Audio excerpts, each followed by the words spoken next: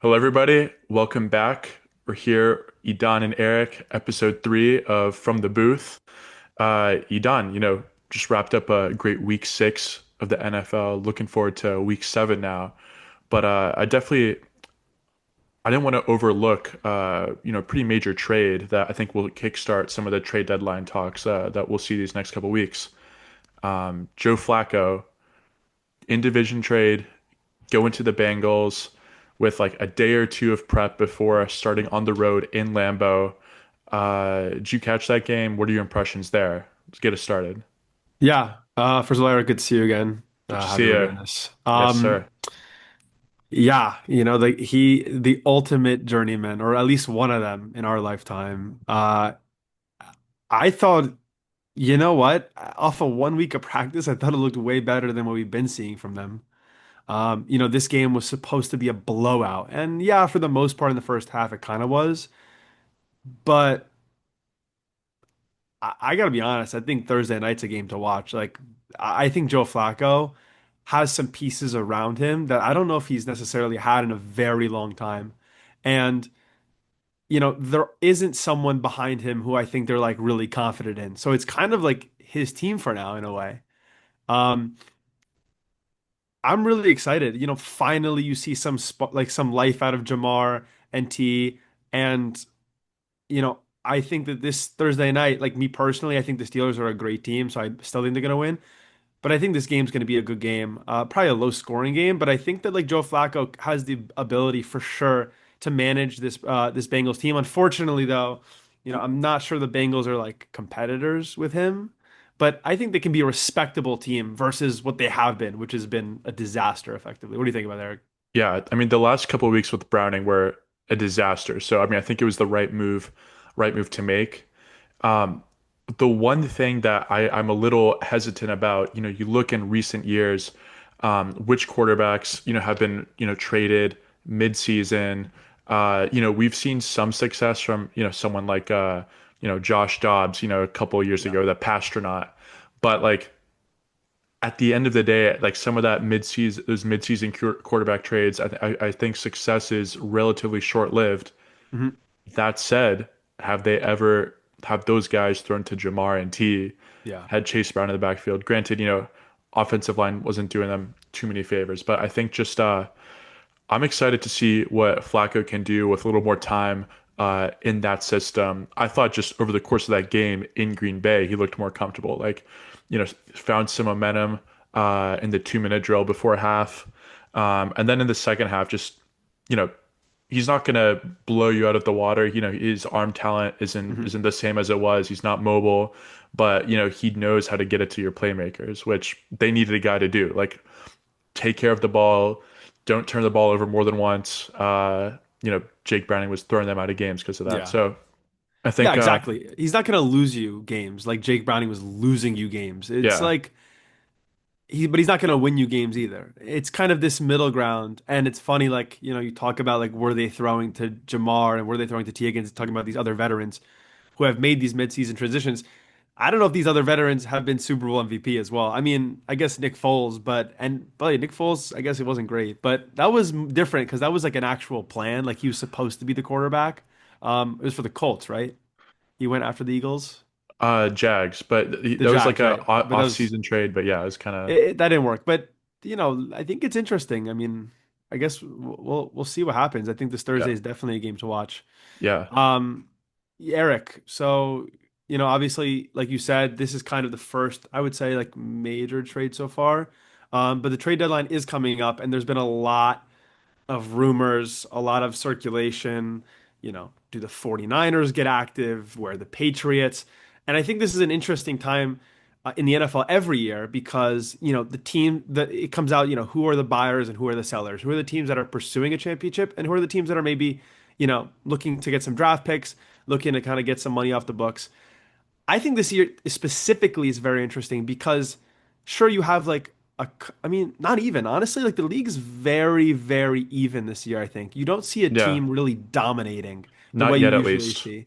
Not yet So at you least. have like Yeah. this middle pack that's just big and then you have the bottom tier. It's like kind of the bottom six teams and then you have the rest of the league effectively.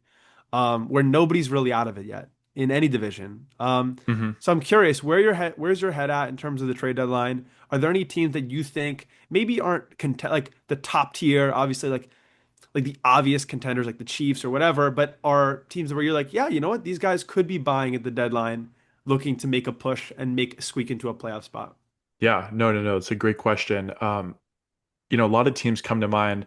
One thing that I think about, the Chargers, I don't know if they're in that upper echelon of contenders yet, but I think one, they're good enough to where they need to start thinking about, okay, how are we going to prepare ourselves for the rest of the season? But also, they have a major, major need in the backfield. I mean, they have Hmm. been decimated. Yeah. They envision a really physical backfield at the start of the year with Najee and Omarion. And you look at it now, you've got Kimani Vidal coming off of practice squad, Hassan Haskins, two guys who like can make plays. Vidal actually I thought looked pretty solid Yeah, on he had a Sunday. He was great he day. was efficient. Yeah. Haskins, not the most efficient runner, but he actually made two key blocks on the game winning pass from Herbert to Ladd to get them into field goal range. So like these are guys who like can be serviceable, but if the Chargers want to make a push in what's becoming a really competitive division with the Chiefs, the Broncos themselves, I think they have to start looking at, okay, which backs might be available across the league. So, Hmm.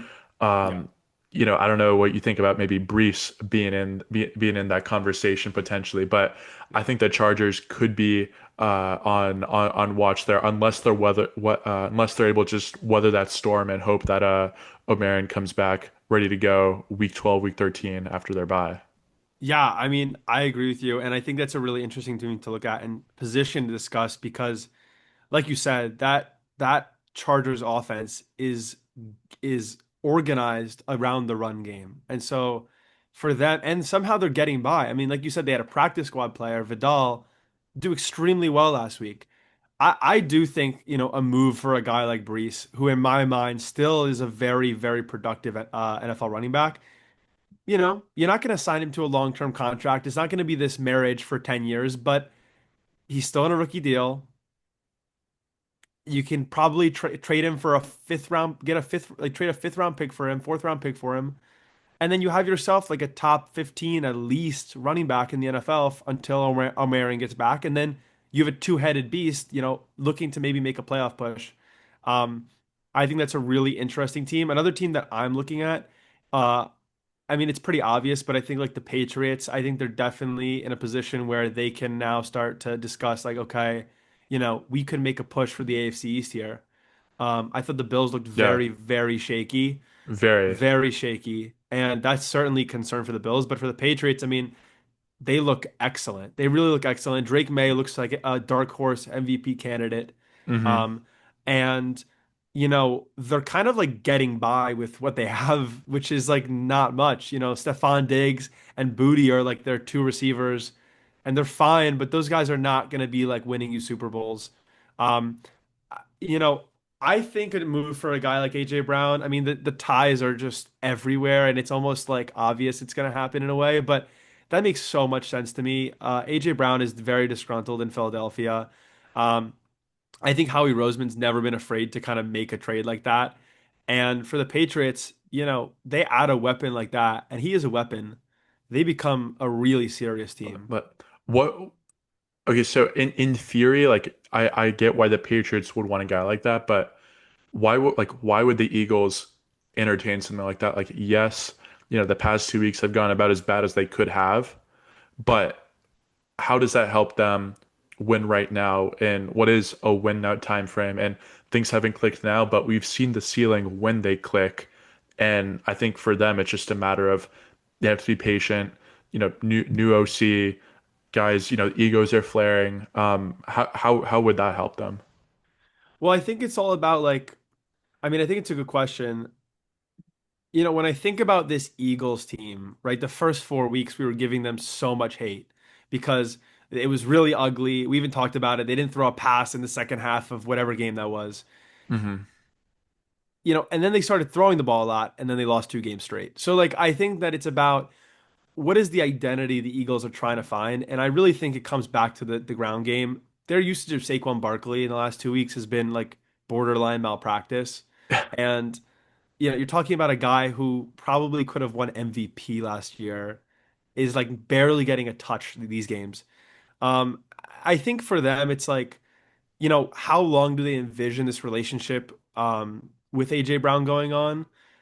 And if you can get like a decent package for AJ Brown, it's kind of a question of, is it worth it for us to have 1 or 2 more years of AJ Brown in an offense that's kind of centered around the run game when we have a Devontae Smith and we do have some other pieces like Goddard? Or like, maybe pick up a nice little package and be able to get a young guy in the draft, or maybe use that to draft for a trade for a different position in need. That's Yeah. kind of where my head's at. Yeah, I mean, I don't know if I'd see something like that happening because again, it's like you have to wait till April to get a guy who, maybe he could turn into something next year. I mean, you have a guy right now. There, I think for them, it's just a matter of figuring it out internally. One thing I do want to flag here. You talked about the Patriots running into in a situation where the Bills are vulnerable. The Dolphins and the Jets aren't remotely concerned. The division is totally up for grabs. Let me just read off to you some of the Patriots' next games, and I really do think they might reach 12. I don't want to say 13. 13 it seems bold, but you look at the schedule and the way they're playing right now. If they were to make a move, I think they would be primed for a very high seed come Can you list January. them off? I'm just curious. Let's see. Yeah. Let's go through it quickly. Okay. Browns, Okay. Falcons, Okay. That was Bucks. good. So Okay. Falcons, Bucks. I think Those are those are two tough games. two tough games. Jets, Okay. Bengals, Okay. Giants, Bills Okay. again, Okay. Ravens, Jets, and Dolphins.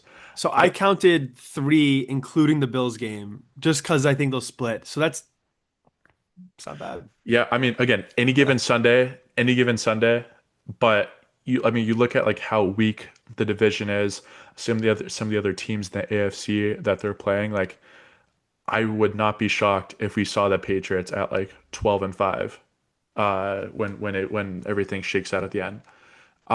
Just thinking about, we talked about some teams that would potentially be making moves, but who are some players who maybe are household names who maybe you think could be on the move? Maybe we just don't know their suitors, their teams yet. Yeah. I do think we're gonna have some maybe more surprising moves, but obviously we spoke about Brees. I think Trey Hendrickson should be on the move. Um, I think I've heard some whispers about Chris Olave and Waddle being on the block. Really? Uh, yeah, maybe to the Giants is what I'm hearing. Like there are things happening for sure. I think it's going to be a very eventful trade deadline. But again, like we said, like there just are so many teams that are in the hunt this year. It's like there's not that many sellers. It's a very interesting position we find Yeah. ourselves in this year. Or even okay, like let's use last year as an example. A team that their record might say like, okay, we might be thinking about selling. Like last year, I believe the Rams started 1-4, and we Mhm. know how they ended the year, how guys got healthy, things came together. If they start 1-4 and that turns into 1-5, 1-6, or like 2-5, Yeah, then it's like, okay, well, aging core, like do we sell now? yeah. And I think they were patient. The ship righted itself. Good coaches, good players down the road. They are peaking by the end. Mhm. So again, some teams who you look at their record, maybe they're sellers now. They could be looking at like a Rams from last year and say, let's wait and see. Let's hold off. But again, I think this is going to be one of the more action-packed deadlines we've seen in the Definitely, yeah. past couple of years. I feel like in the NFL, teams are typically a little more conservative. It's harder to justify like a huge swing now, win now move Mhm. that you sell their farm for, or it's harder for like one player to make that extra impact. But I would love to see some fireworks here these next couple weeks. Yeah. Eric, let me ask you this. Yeah, We've seen a lot of, and it's been an ongoing thing in the NFL, I think, and it's an interesting thing to look at, is like the relationship between the players and the coaches, yeah, right? And like that dynamic is so fascinating because obviously we only hear the media and what the people say, but then there's almost so much behind the scenes. A recent phenomena, I don't know if it's recent, but at least I feel like because of like the nature of social media, I notice it more, is these like player only meetings. Obviously the Jets had one last week before the London game. But we've seen it kind of throughout the season. I'm curious, what are your thoughts on these player only meetings? Do you think they're productive? Um, what do you think they do for a team, etc.? I think they can be productive, but the way that I've seen it happening in the past couple of years, and we can get into some examples, it makes me very skeptical. And I think it's less a sign of a turnaround to come and more a sign that like the ship is sinking or has sunk. Yeah. You know, you look at the you look at a team like the Dolphins, Yep. and they're in a bad place right now. Tua came out saying guys are late to not just meetings with the coaches, but our players only meetings. If you're at like if the season's not even Halloween and you're having to have multiple players only meetings, It's bad. like I think there's something like fundamentally wrong with like the culture, with the accountability in the building. I see these meetings, and I want to hear what you have to say in just a second. I see these meetings as we started this season off right. We hit a bit of a dip. There's a bit of a maybe drop in the standard, or there, some injuries. We have to like rally, regroup, and then use this as like a way to like, push and like finish the season right. Get get get above that bar, get above that standard. It can't be a thing where like immediately you're dipping and you just like resort to, oh, let's do a players only meeting. Oh, how about one more. Yeah. Like, so I just that's how I see it. I believe last year the Texans had two players only meetings that I know of. It might have been more. I know it was definitely plural though. And something like that, like it makes you question like, is the coaching message getting through? Why is this necessary? Mhm. It all also makes you think like, are the team's leaders necessarily driving this, or maybe the most vocal players? Sometimes there's like a disconnect between the most vocal, the most productive, and also the most respected. So like Yeah. I'm very torn, and I think it's hard to do this well and turn this in a way that turns it around. But what do you have to say? Because I know the Jets might be a point of conversation there. Yeah, I mean, so the Jets had one last week before their Denver game. It was the defense only meeting. Uh, the defense before that has basically been the worst in the league, allowing about 32 points a game, 350 yards a game, like disastrous stuff. Just getting And pieced up every week. no turnovers. Is that correct? Zero turnovers. The first team, I think, ever to be 0 and 5 and not have a turnover. So we're talking about a historically bad start with a rookie head coach. And we did see a players only meeting. Last week looked very good against a pretty productive Broncos defense. I mean, offense allowed 13 points, 250 yards total, and their first turnover on the first drive of the game. Obviously, I do think it's noteworthy that Jermaine Johnson, who's the Jets' best edge rusher, came back from injury. What I'll say from this is like, I think that this was probably good for the Jets as like a wake-up call. But like you said, like who are the leaders on this team? I just don't even know. Like on this defense, Sauce Gardner is in no position to be leading a players only meeting. Quinton Williams is probably in a position to do it, although he's not like a vocal leader. He's kind of just like a behind the scenes guy. Yeah.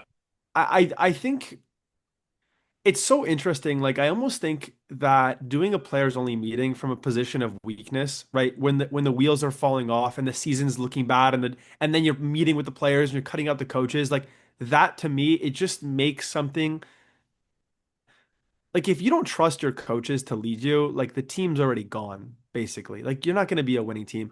It's funny, like we don't see like players only meetings for like teams that are doing really well.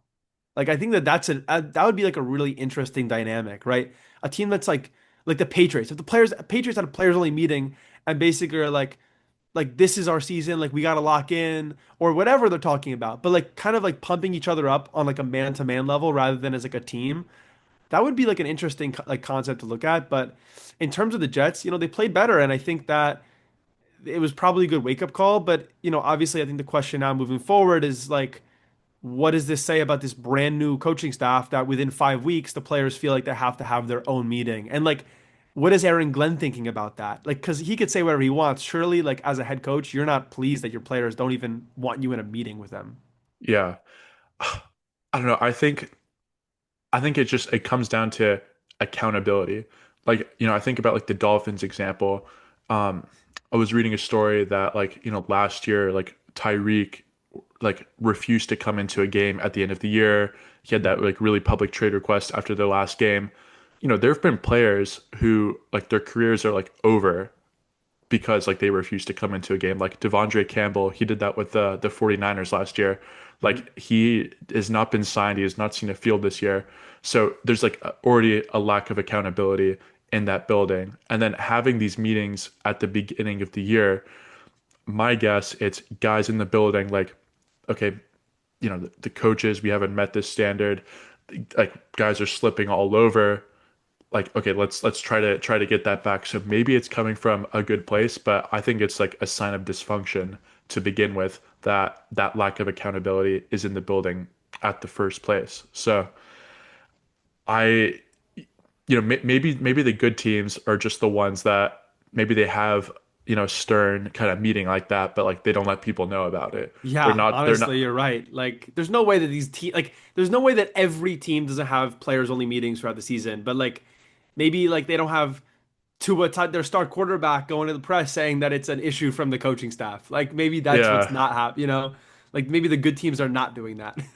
That was a Yeah. crazy interview. I mean, he just Well, apologized for it. I saw, but yeah. dude, come on, bro. You can't be doing that. Well, he's saying like, it's a fault with like leadership, that guys are coming in late. Like when he says leadership, is he talking about the coaches or is he talking about himself? Because like as the quarterback, as a You are the veteran leader. on that team, yeah, he has to be one of the leaders. Like if he's not, that's a Yeah, problem. So, yeah. man, I want to see like maybe we can get back to this or get back to it at the end of the year, see if anything develops here, or if the Jets they looked better that one game, but like how's that defense going to progress as the season goes on, or maybe they don't have that Yeah. same health. So, It will uh, probably get worse. I'm just telling you as a I Jets I fan. think It's that's a probably going to get way worse. I think that's a good bet. I think it's a Yeah, good bet. I bet. Um, Yeah.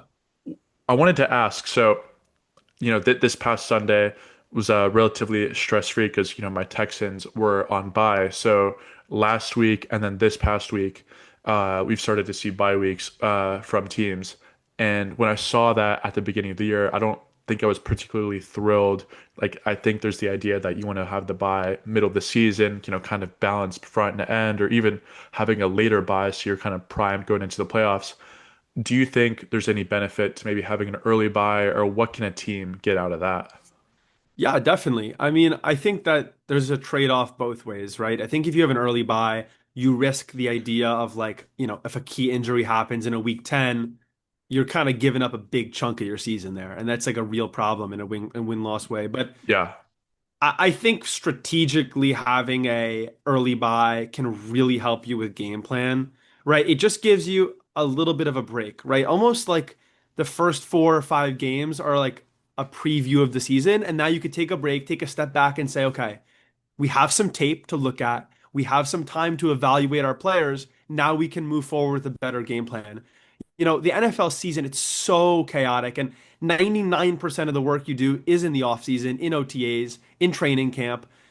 You don't have a second to breathe. You go from one game, you're traveling home a Sunday night, Monday's off, Tuesday you're back in watching film, and then Wednesday you start practice, and then Thursday you're traveling again for the game. Like I think having an early buy allows you to take a deep breath and kind of take a step back. And we'll see. Like I'm really curious to see like how the Steelers look this week. And obviously the Falcons coming off a bye had a huge win against the Bills. So like huge. I not only are you getting to game plan better for the rest of the season, but you're also getting healthy against teams that now have played 5 games in a row. So I think that's really interesting, and that's one positive of that.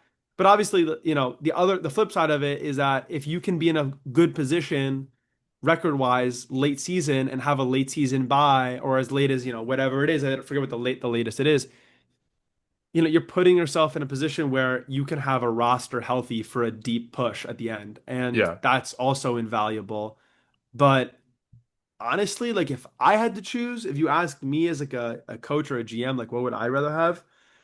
I kind of would rather like not the earliest, like not like a week 4 bye or no week 4, week 5 I think is the Week earliest five, one. yeah. But like I think like a week 7 is a good week where like guys are starting to hurt a little bit, but it's still early enough you can turn around anything, right? Maybe you're four Yeah. and three, maybe you're 5-2, and then you can start to like decide how the season's gonna go. Eric, what do you think about that? Yeah. Well, I'm glad you mentioned the Falcons there because watching Monday Night Football, those two They look like games, they came off a bye. yeah. Like they look So like it. Yeah. the Falcons and even the Bears, I think the Bears, they showed a real commitment again to the run and they got the run game right. And the run game was huge in one, keeping their offense balanced when, Caleb and the receivers had some inconsistencies, but also the run game was huge in that game-winning drive to milk the clock down, comfortably get the ball into Moody's field goal range. Like if they can't run the ball there, there's a very real chance that they're kind of stuck in no man's land. So like I think those are two teams that are a really strong example of like I thought they looked markedly either better in the Falcons case or even in the Bears, like they addressed a key area that led to a win. Yeah. But when you think about these early buys, I think about two teams last year, the Eagles and the Chargers. I mean, the Eagles, everyone knows this story by now. 2-2 start, looked dead in the water, really uninspiring wins, close losses. I think their offensive line came to Sirianni and said, we need to run the ball. We have an advantage here. We have this group of five guys up front.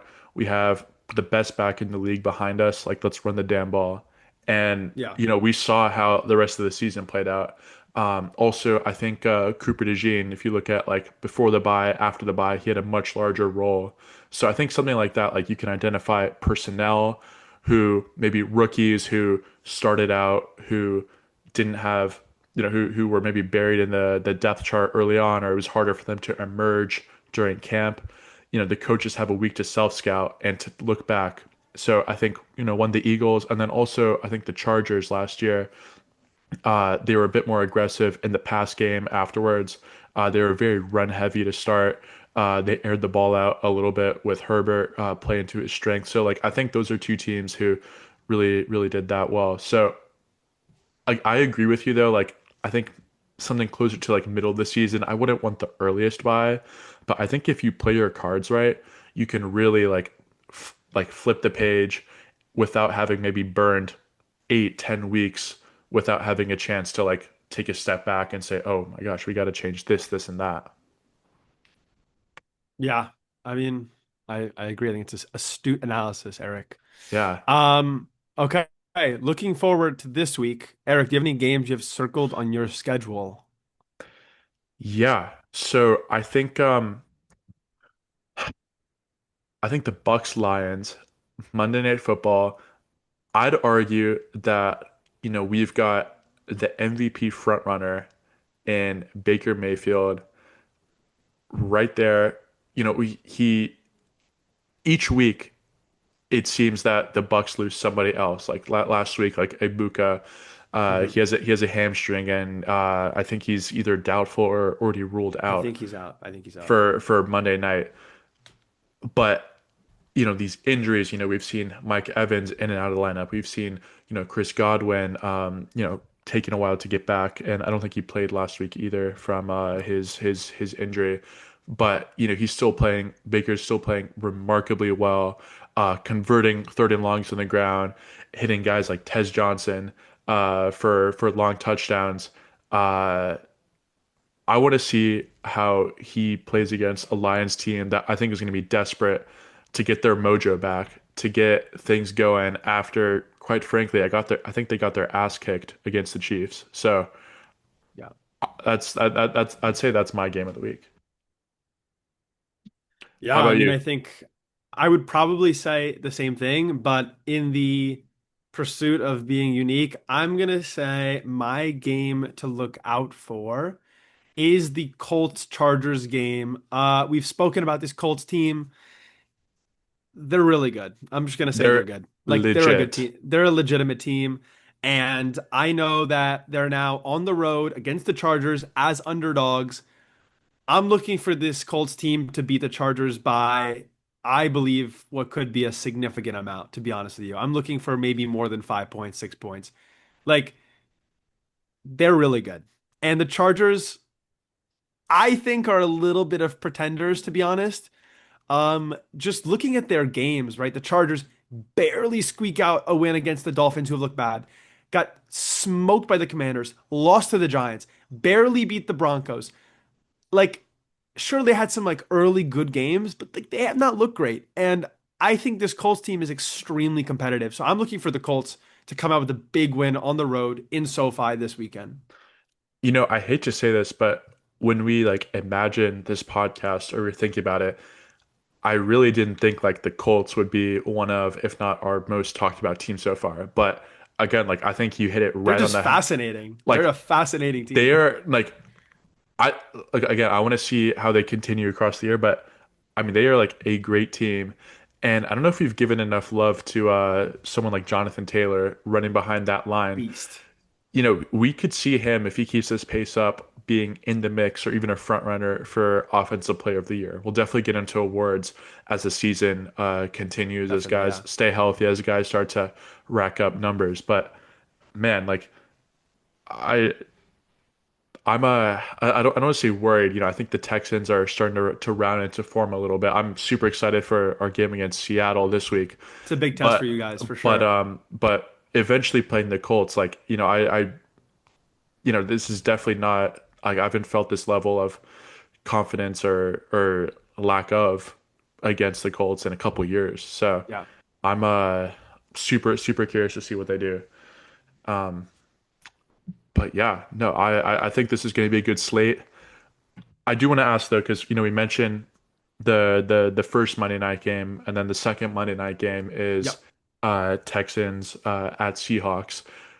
We've seen a couple of these like double headers Monday nights. They've been doing this for a couple years now, but it feels like this season almost every week has had some of Yeah. these. So like, are you a fan? I've seen some people, and I'm honestly in the camp that like I kind of like just having like one primetime game, Yeah. but I don't know how you think about it. Yeah, I agree with that. I think first of all, like I think this Texans game is literally starting at 10 p.m. It's horrible, Like I'm not even gonna horrible. watch it. Like I don't, it's I ridiculous. And even if it didn't, I don't want to be like this past Monday night was like just unbearable where I'm like watching both games, one on my phone, one on the TV. Like you're right, like Sunday Night Football, one of the reasons it's so pure is because it's one game and it's a great game and you watch it and you love it. Like and they don't do it every week, but obviously it's the NFL trying to get some more viewership. I don't hate the grind, like they're trying to get more viewers and both these games should be very entertaining. I think that you're right, the Texans game's really interesting.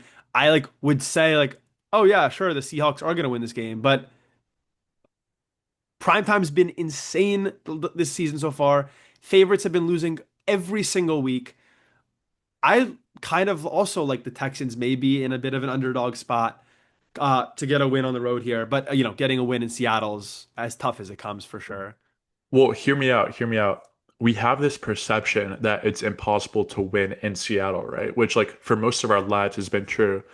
But I saw a stat the other day that Mike McDonald, the Seahawks coach, okay, I want to double check this, but I think he's 4-8 at home, or like he has like he's very much on the wrong side of 500 Yeah, at home. The Seahawks have had like a crazy record on the road. Like, I mean, they just beat the Jags on the road, and I thought they looked very impressive doing so, especially their defensive front. yeah. So like that's a huge problem for the Texans in on itself. And I don't want to underestimate the Seahawks fans, their noise, their 12th man, but man, like I don't think this like playing on the road in Seattle is the same death sentence that it was like 10 years ago, 5 years ago Yeah. even. So I want to see how that plays out. I think this Texans team coming off a bye, uh I think we're going to see a lot more. I mean, we talked about this earlier. I think we're going to see a lot more of rookies like Woody Marks, Jaden Higgins, Jaden Knoll, guys who have like been playing better than some of the incumbent veterans at those positions, but maybe haven't gotten the same reps or opportunities. So I want to see it, how they're coming out of the bye there. Real quick, Eric, I'm just curious. Hot take. Do you think JSN has a big game? My heart on. So I've seen a lot of people saying like, oh, like just put Stingley on him, but I think JSN, he's going to play in the slot. I mean, or he is like mostly a slot guy, and Yeah. we'll see him on Sting a little bit, or Sting on him a little bit. Um, but I'm I'm worried that JSN is going to get his, because you think about, maybe you throw Kamari Lassiter on him, or we could see some moments where Jalen Petry's on him. Yeah. Petry's a guy who, like, super physical player, not the greatest in coverage. I'd argue he's at his best when he's playing around the line of scrimmage, making plays there, blowing up screen short passes, really, really making his mark there. I think JSN's going to have a big game. The Seahawks, though, I feel like they've had a pretty, I mean, yes, they've been targeting him heavily, but guys like Torrey Horton have emerged. Yeah. Cooper Kupp has been, he's not what he once was, but he's been He's finding a productive. little bit of He's product. been Yeah. he's been productive for them. So I'd be shocked if any of those guys are able to have a big game. Mhm. But I'm afraid JSN's going to get his. So Sounds good. Okay, Eric, great episode. great Great talking to episode. you. We have an excellent week of football coming up on what's been, I think, a very competitive year of football so far. Um, the league's changing so much from the dynasties we had growing up to kind of what it is today, where it's a very even league. Um, I'm excited to see where this week goes. Super excited. Super excited. Well, Idan, always a pleasure, and I'll see you soon. Hopefully, we'll see Jets back in the win column Probably for not. first time this year, but Probably not. who knows? Okay. See you next Uh, week from the always booth. from the booth. Always a pleasure.